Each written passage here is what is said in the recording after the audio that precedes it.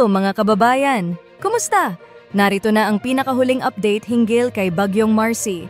Sa video na ito, tatalakayin natin ang pinakahuling status ng bagyong ito, pati na rin ang mga apektadong lugar at mga posibleng epekto.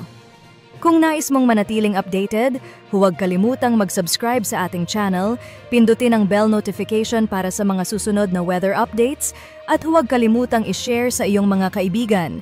Ang mata ni Bagyong Marcy ay tumama sa lupa sa bahagi ng Santa Ana, Cagayan, kaninang bandang 3:40 ng hapon. Ang mata ng bagyo ay huling namataan sa coastal waters ng Santa Ana. Sa kasalukuyan, ang bagyo ay patuloy na bumabaybay ng kalupaan at nagdudulot ng malalakas na hangin at ulan sa mga apektadong rehiyon.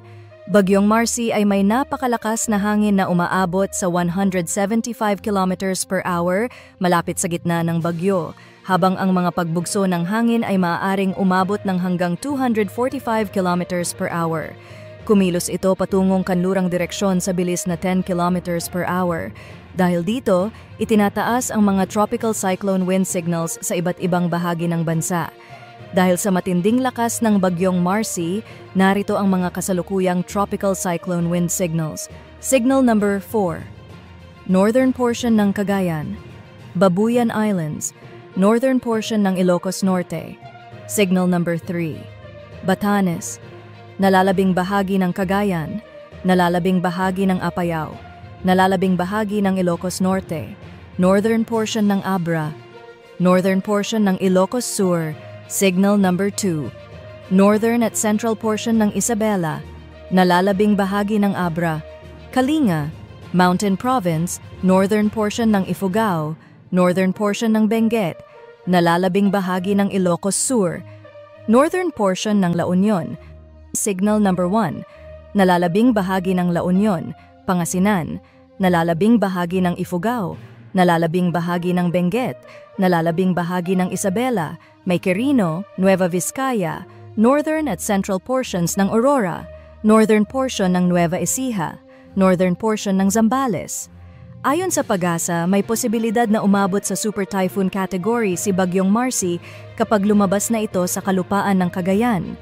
Subalit, habang ito ay dumadaan sa mga kabundukan ng Northern Luzon, posibleng humina ang bagyong ito.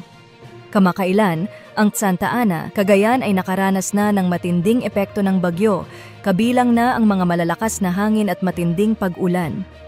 Sa kasalukuyan, patuloy na nakakaranas ang mga lugar sa Cagayan Valley, Cordillera Administrative Region at Ilocos Region ng matinding ulan at malalakas na pagbugso ng hangin dulot ng Bagyong Marcy.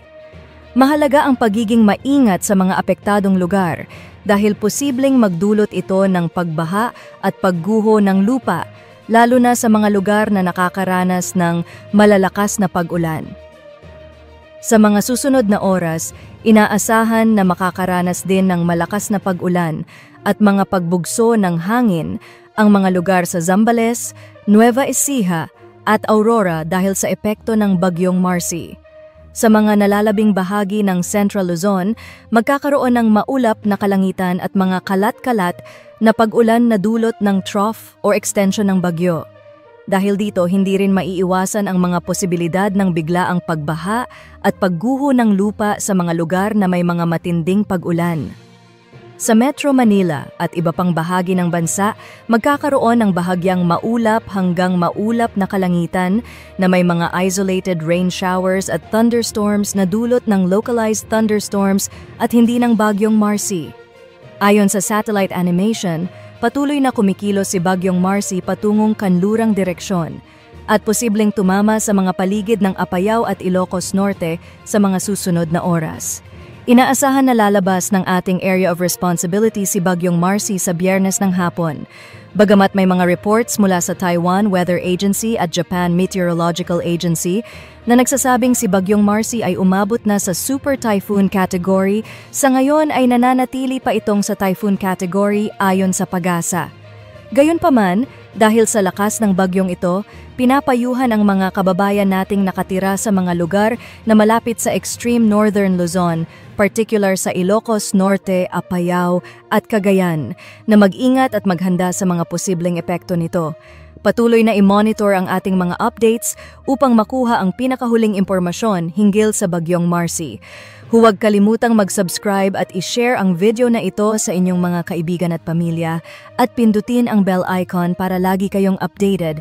Naway maging ligtas tayong lahat sa mga darating na araw at mag-ingat sa mga posibleng epekto ng bagyong ito. Salamat po at patuloy na maging handa sa anumang panahon